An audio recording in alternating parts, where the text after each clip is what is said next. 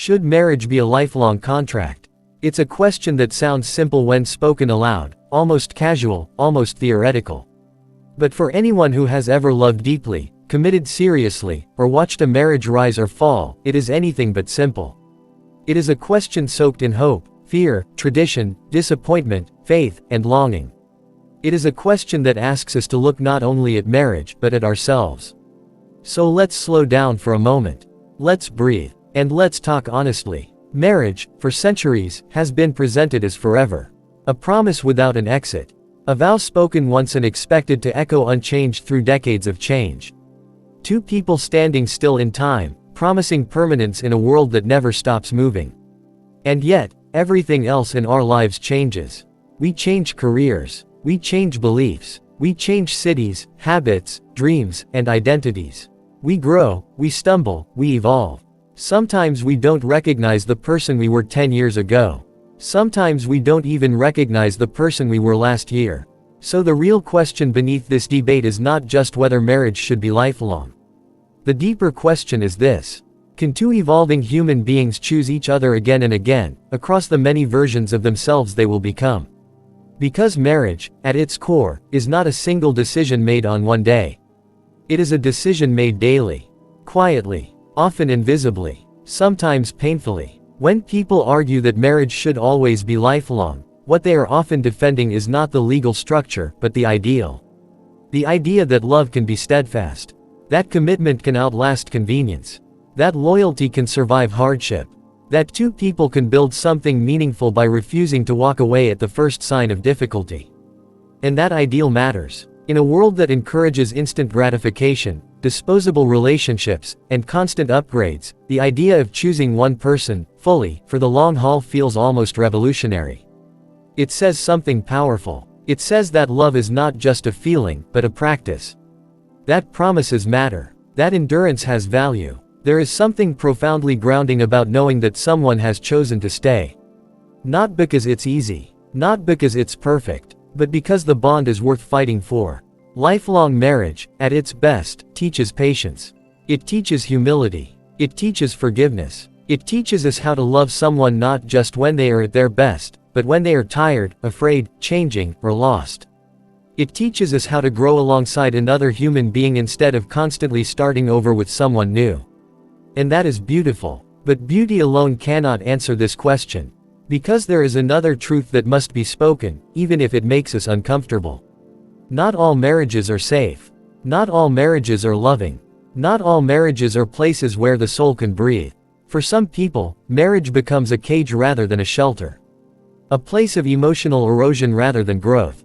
A daily experience of being diminished, ignored, controlled, or harmed. And no vow, no tradition, no ideal of permanence should require a person to remain in a situation that destroys their well-being. A lifelong contract implies that endurance is always virtuous. But endurance without dignity is not strength. It is survival. And survival should never be confused with fulfillment. There are marriages where communication dies slowly, not with a single argument, but with years of silence. There are marriages where respect erodes so gradually that one day a person wakes up and realizes they no longer recognize themselves. There are marriages where love is replaced by fear, obligation, or loneliness shared by two people sleeping in the same bed. To insist that those marriages must last forever, no matter the cost, is not honoring love. It is prioritizing the institution over the individual. So where does that leave us? Somewhere in the middle. Somewhere more honest. Somewhere more human. Perhaps marriage should not be seen as a lifelong sentence, nor as a temporary arrangement. Perhaps it should be understood as a lifelong intention. An intention to grow. An intention to choose each other repeatedly. An intention to repair rather than replace. An intention to stay curious about the person beside you. But also an intention to remain truthful. Because staying together at all costs is not the same as staying together with integrity. A healthy lifelong marriage is not one where two people never consider leaving. It is one where they face moments of doubt, exhaustion, and frustration, and still choose to turn toward each other instead of away. It is one where conflict becomes a doorway to understanding, not a battlefield for winning. It is one where both partners are allowed to change, to evolve, to question, and to grow, without fear that growth itself will be seen as betrayal. And here is something we don't say often enough. Marriage is not sustained by love alone. Love is the spark, but commitment is the fuel. Respect is the structure. Communication is the maintenance. And empathy is the glue that holds everything together when the excitement fades. If marriage is to be lifelong, then we must stop romanticizing permanence without preparing people for the work it requires. We must stop telling people that finding the right person is the finish line.